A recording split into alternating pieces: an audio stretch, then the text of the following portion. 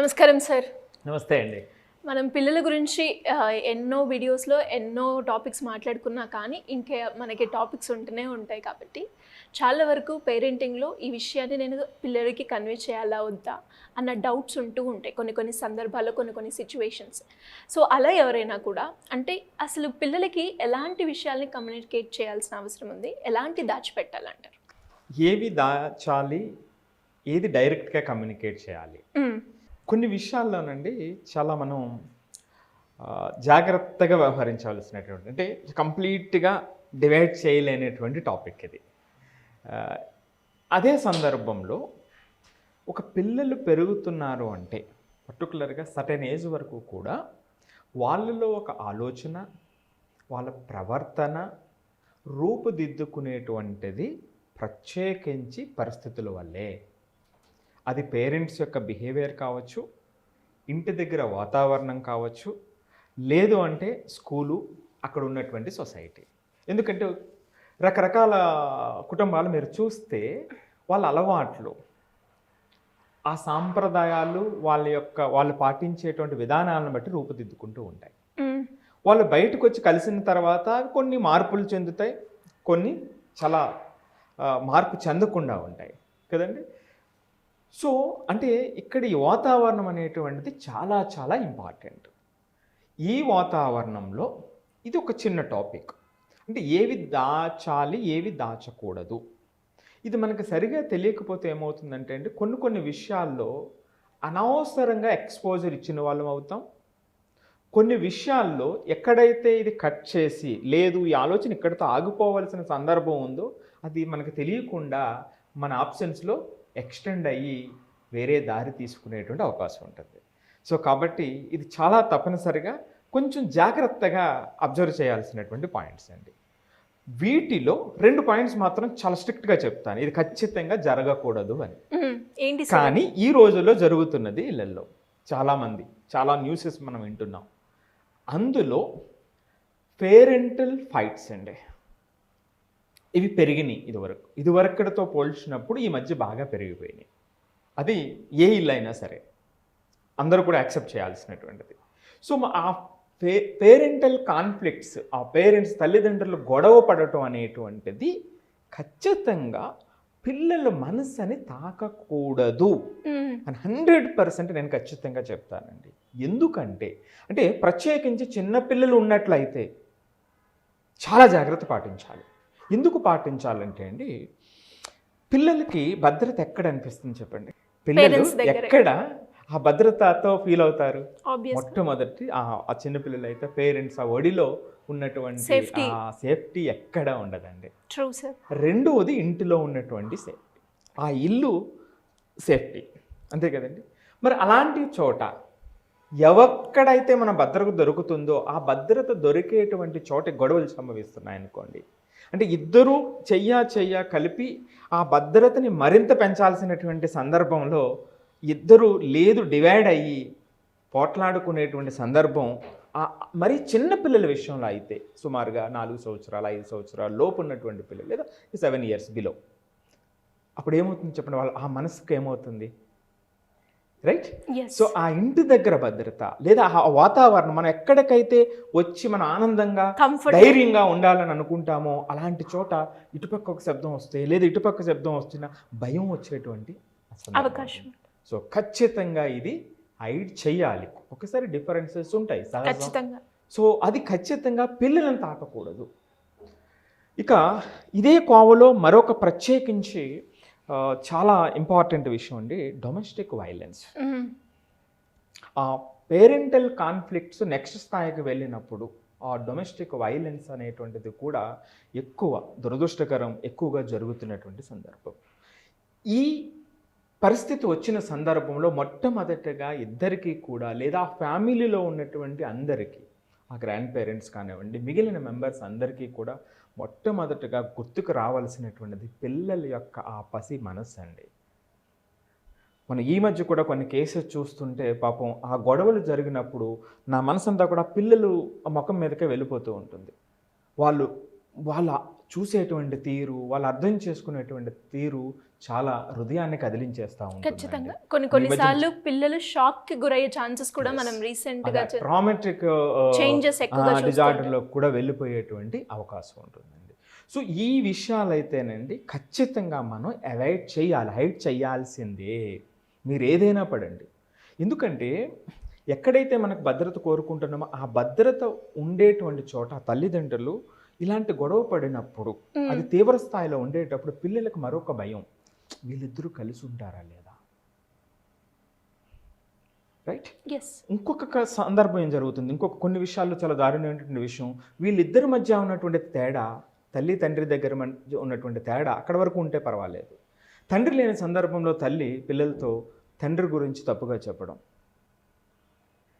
So తండ్రి తల్లి గురించి తప్పుగా చెప్పడం, ఇలాంటివి జరిగినాయి అనుకోండి, అది మరొక స్థాయి. సో అంటే ఇద్దరి మీద ఎఫెక్ట్ చూపుతుంది, అంటే ఇద్దరి మీద ఆ మంచి అభిప్రాయం పోతుంది. సో ఇప్పుడు తల్లి తండ్రి అనుకున్నాడు, ఎవరో ఒకళ్ళ భద్రత ఇస్తారో అనుకునేటువంటిది ఒక రకమైనటువంటి కేసు. మరి రెండూ కూడా ఇలా అని చెప్పుకునేటప్పుడు ఆ చిన్నపిల్లలకి ఏమవుతుంది, వాళ్ళు పట్టించుకోకుండా చేస్తుంటారనమాట. ఇది చాలా తప్పనిసరిగా దీన్ని ఖచ్చితంగా అవాయిడ్ చేయాలండి. అంటే తర్వాత వచ్చేటువంటి విషయాలు ఏమిటంటే కొంచెం జాగ్రత్తగా ఏజ్ అప్రాప్రియేట్గా డీల్ చేయవలసినటువంటివి. సో మనం చెప్పచ్చా చెప్పకూడదంటే అవసరమైతే చెప్పాలి, అవసరమైతే చెప్పకూడదు. కానీ ఏ ఏజ్లో చెప్పాలి, ఏ ఏజ్లో చెప్పాలి అనేటువంటిది. సపోజ్ కొంతమంది పిల్లలకి పెట్ని బాగా పెంచుకుంటారండి, బాగా ప్రేమతో ఉంటారు.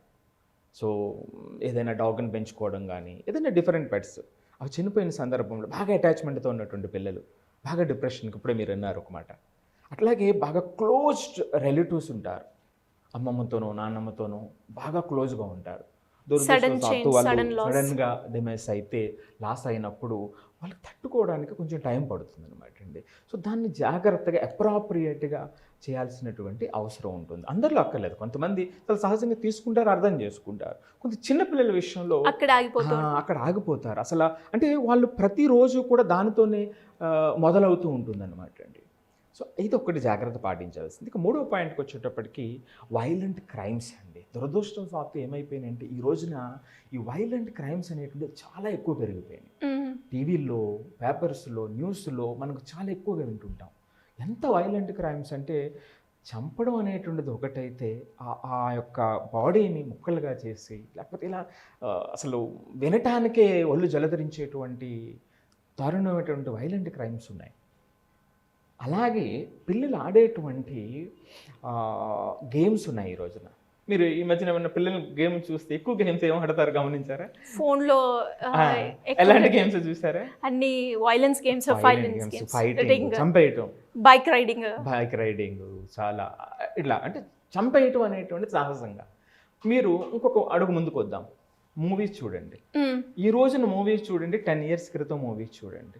ప్రతి దాంట్లో ఈ హీరో ఆ హీరో అని కాదు, ఎవరైనా సరే ఒక మనిషికి ఆ ప్రాణం లెక్క లేకుండా చేసేటువంటి వైలెన్స్, అంటే ఇవి అన్నీ కూడా ప్రభావం చూపుతాయండి. అంటే సహజమైన ధోరణిని తీసుకొస్తాయి. అంటే అవతల వాడిని కొట్టడము లేదా చంపడం అనేటువంటిది సహజమైన ధోరణి అనేటువంటిది అనిపిస్తుంది అంటారా, లేదంటారా? ఖచ్చితంగా. సో వీటిని చాలా జాగ్రత్తగా అబ్జర్వ్ చేసి అది ఆ మనసు లోతుల్లోకి వెళ్లకుండా చూడాల్సినటువంటి అవసరం అండి. మీకు ఒక మాట చెప్తా, అంటే ఏజ్ అప్రాప్రియేట్ అన్నారు. ఈ ఏజ్ అప్రాప్రియేట్ అనేటువంటి దాన్ని కంటెంట్ని మనం ఇవ్వటం అనేటువంటిది చాలా సహజం. ఇప్పుడు 2 to 4 ఉందనుకోండి, చిన్న చిన్న కథలు చెప్పడం. నెక్స్ట్ 5 to 7కి వచ్చారనుకోండి, ఆ లాజికల్ కథలు చెప్పడం, అంటే ఆలోచన పెంచేటువంటిది, లేదా పజిల్స్ లాంటివి, రైట్? సో తర్వాత 7 to 9, 7 to 12 తీసుకున్నాం అనుకోండి, కొంచెం సోషల్ అవేర్నెస్కి సంబంధించినటువంటి కథలు, అంటే వీళ్ళు మాట్లాడేటువంటిది బయట రిలేట్ చేసేటువంటి కథలు, వాళ్ళే క్రియేట్ చేయగలిగినటువంటి కథలు, లేదా ఆ కథల్లో క్వశ్చన్తో కూడినటువంటి కథలు. సో ఇది ఇలా జరగకపోతే ఏమవుతుంది? సో ఇంకొంచెం ముందుకు వస్తే అంటే 11-12 సంవత్సరాలు దాటేటప్పటికి డాక్యుమెంటరీస్ ఉంటాయి, హిస్టరీకి సంబంధించినటువంటి ఉంటాయి, ఇన్నోవేషన్కి సంబంధించినటువంటి ఉంటాయి. సో ఇలా ఏజ్ అప్రాప్రియేట్గా కంటెంట్ని డివైడ్ చేసి వాళ్ళకి మనం ఇవ్వగలిగినప్పుడు ఏమవుతుందంటే అండి, అంటే ఆ ఆలోచన దానికి కనెక్ట్ అవుతుంది. That's what I'm telling you. మీరు ఆ ఏజ్ అప్రాపరేట్గా ఇవ్వలేనప్పుడు ఏమవుతుందంటే అనవసరమైనటువంటి ఆలోచన, కంటెంట్ కంటెంట్ అనవసరమైనటువంటి ఆలోచన, వాళ్ళు అర్థం చేసుకోలేకపోవడం, అర్థం చేసుకున్న దాన్ని తప్పుగా అర్థం చేసుకునేటువంటి అవకాశం ఉంటుందండి. ఇంకొక అతి ముఖ్యమైనటువంటి విషయం చెప్తాను. ఫైనాన్షియల్ డిస్ట్రెస్ ఉంటుందండి. కొంతమంది కొన్ని సందర్భాల్లో ఫ్యామిలీస్లో ఫైనాన్షియల్గా ఇన్స్టెబిలిటీ ఉంటుంది, చాలా ఇబ్బంది ఉంటుంది. అవును సార్. సో మరి ఇది చాలా మందికి చెప్పాలా చెప్పకూడదా అంటే, మన పేరెంట్స్లో చాలా మంది ఏంటంటే అబ్బాయి ఆ కష్టాలు మా పిల్లలకి తెలియకూడదు, చెప్పకూడదని అనుకుంటారు. ఇంకొందరు మాత్రం కష్టాలు తెలిస్తేనే వాళ్ళకి కూడా అలా చేయకుండా ఉంటుంది. చేయకుండా నేనేం చెప్తానంటే ఏజ్ని బట్టి, సపోజ్ మీ పిల్లలు 12-13 సంవత్సరాల పైన ఉన్నారనుకోండి, it's better to explain. Okay. So చిన్న పిల్లలు అనుకోండి, okay, let them not involve in those activities. ఎందుకంటే వాళ్ళకి తెలియదు ఆ సందర్భంలో, దాన్ని తప్పుగా అర్థం చేసుకుంటే అభద్రతకు గురవుతారు వాళ్ళు వేరే వాళ్ళతో కంపేర్ చేస్తే. ఈ వయసుకు వచ్చేటప్పటికి దాన్ని మరింత లోతుగా చెప్పవలసినటువంటి అవసరం లేదు, కానీ దాని విలువని చెప్పాల్సినటువంటి అవసరం ఉందండి. సో అంటే ఇలాంటి కార్యక్రమాలన్నీ కూడా మనం జాగ్రత్తగా మనం చూడగలిగినట్లయితే వీటిని కొంచెం జాగ్రత్తగా. ఇంకొక అతి ముఖ్యమైనటువంటి విషయం, అడల్ట్ రిలేషన్షిప్స్ ఉంటాయండి. ఒక టీనేజర్స్కి వచ్చేటప్పటికి, అంటే 13-14 సంవత్సరాలు దాటేటప్పటికి పిల్లలకి వాళ్ళలో వచ్చిన హార్మోనల్ చేంజెస్ కానివ్వండి, జనరల్గా వచ్చేటువంటి థాట్స్ కానివ్వండి, ఆ వయసుకు వచ్చేటప్పటికి అడల్ట్ రిలేషన్స్ అనేటువంటివి చాలా అంటే తెలిసి తెలియనటువంటి విధంగా ఉంటాయి. దీన్ని జాగ్రత్తగా హ్యాండిల్ చేయాలండి. అంటే దాన్ని చెప్పాల్సి వచ్చినప్పుడు కొంతవరకు చెప్పడం అవసరం. ఇక్కడ మంచి ఆపర్చునిటీ ఏంటో, వాళ్ళ క్వశ్చన్స్ అడిగినప్పుడు దాన్ని హానెస్ట్గా సమాధానం చెప్పడం అనేది చాలా సింపుల్ సొల్యూషన్ అండి. మనం ఏం చేస్తాం, ఇది అవసరం లేదు నీకు వద్దు అంటే, ఇప్పుడు మీరు చెప్పకపోతే ఏం చేస్తారు, వేరే సోర్స్ని ఎదుగుతారు. అది ప్రమాదం. సో దాన్ని హానెస్ట్గా మనం చెప్పినప్పుడు ఏంటంటే అక్కడతో థాట్ ప్రాసెస్ ఆగుతుంది. సో ఇవి చాలా ముఖ్యమైనటువంటి విషయాలండి. సో అంటే ఇక్కడ అన్నీ కూడా కొన్నేమో చెప్పాలి, కొన్ని చెప్పకూడదు, కొన్ని చెప్పినట్టుగా అంటే ఆ సందర్భానికి అనుసరించి వాళ్ళు చేసుకునేటువంటి విధంగా ఉంటూ ఆ ఇండివిజువల్ మెచ్యూరిటీకి తీసుకురావాలండి. తీసుకొచ్చినప్పుడు చక్కగా ఆ కమ్యూనికేషన్, ఓపెన్ కమ్యూనికేషన్ వస్తుంది. అలాంటి సమస్యలు వస్తే ఫస్ట్ వచ్చి పేరెంట్స్ దగ్గరే డిస్కస్ చేస్తారు. అక్కడ ప్రతిదీ దొరికినప్పుడు వేరే ఆలోచన కానీ వేరే నష్టాలు కానీ జరగవండి. Very well explained sir. నిజంగా చాలా వరకు కూడా మనము చెప్పాలా వద్దా అన్నది ఒక డౌట్ అయితే, ఈ ఏజ్ మ్యాటర్ అనేది చాలా పర్ఫెక్ట్ టైమింగ్లో మనం కనుక వాళ్ళకి కన్వే చేస్తే అది చాలా ఇంపాక్ట్ క్రియేట్ చేస్తూ ఉంటుంది, బ్యాలెన్స్ని ఇస్తుంది. ఆ ఏజ్ ఫ్యాక్టర్ అనేది చాలా ఇంపార్టెంట్ సార్. ఎనీవేస్ ఇలా ఎవరైనా కూడా పేరెంటింగ్ పరంగా కావచ్చు, లేదు అంటే కెరియర్ వైజ్ కావచ్చు, పిల్లాడి భవిష్యత్ ఆఫ్టర్ 10th మేము ఏది చూస్ చేసుకుంటే బాగుంటుంది, ఆ కెరియర్ గైడెన్స్ కోసం ఎవరైనా కూడా మిమ్మల్ని అప్రోచ్ అవ్వాలి అంటే ఏ విధంగా? షూర్ అండి, మనకి ఏదైతే స్క్రోల్ అవుతుందో నెంబర్కి కాల్ చేస్తే మన టీంలో వాళ్ళని కాంటాక్ట్ చేస్తారు, అపాయింట్మెంట్ ఇస్తారు. దీనికి తోడుగా 10th అయినటువంటి పిల్లలు, 11th అయినటువంటి పిల్లలు, లేదా 12th చదువుతున్నటువంటి పిల్లలకి వాళ్ళ యొక్క కాంపిటేటివ్ జర్నీలో, జేఈలో కానీ నీట్లో కానీ, లేదా వాళ్ళకి ఎడ్యుకేషనల్ జర్నీలో ఏదైనా చిన్న సమస్యలు ఉండొచ్చు. సో దానికి సంబంధించి స్పెషల్ కోర్సెస్ కూడా మనం డిజైన్ చేయడం జరిగింది, మన కమ్యూనిటీ పోస్ట్లో ఉంటాయి. సో వాళ్ళు దానికి కూడా ఎన్రోల్ అయ్యి ఆ కోర్సెస్కి అటెండ్ అయితే సో వాళ్ళకి కంప్లీట్గా ఆ జర్నీ ఫ్రూట్ఫుల్గా చేసుకోవడానికి అవకాశం ఉంటుందండి. Thank you sir, thank you so much. Thank you అండి. సుమన్ టీవీలో మీ పర్సనల్ అండ్ బిజినెస్ ప్రమోషన్స్ కోసం కింది నెంబర్కి కాంటాక్ట్ చేయండి.